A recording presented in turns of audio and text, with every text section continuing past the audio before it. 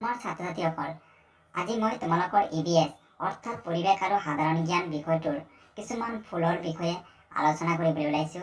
তো তোমালোকে জানা যে ফুলবোৰ গছত ফুলে। ফুলবোৰৰ বিভিন্ন ৰং থাকে, কাৰণ বিভিন্ন ৰঙৰ ফুল থাকে। কিছুমান ফুলৰ গন্ধ থাকে আৰু কিছুমান ফুলৰ গন্ধ নাথাকে।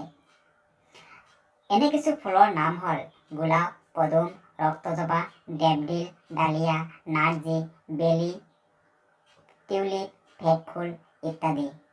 তো আহাচোন আজি আমি এই ফুলবোৰৰ বিষয়ে ফটোসহ ভালদৰে জানি লওঁ, বুজি লওঁ, দেখি লওঁ। প্ৰথমতে আমাৰ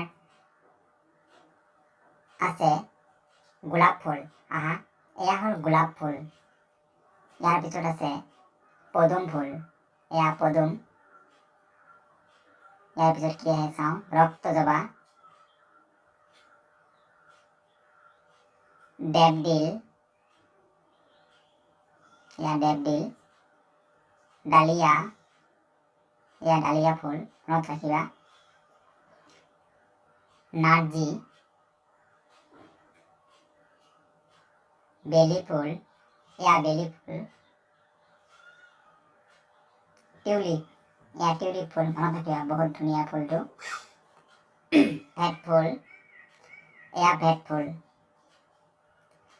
তো ছাত্ৰ ছাত্ৰীসকল, এইখিনি আছিল আজি ফুলৰ বিষয়ে আমাৰ পাঠটোৰ বিষয়বস্তু। তো তোমালোকে জানা এইকেইটা ফুলৰ বাহিৰেও আৰু বহুত ধৰণৰ ফুল আমাৰ চাৰিওফালে আছে। ইয়াৰ উপৰিও তোমালোকে আৰু কি ফুলৰ বিষয়ে জানা বা কি ফুল দেখিছা সেই বিষয়ে এটা তালিকা বনাবাচোন।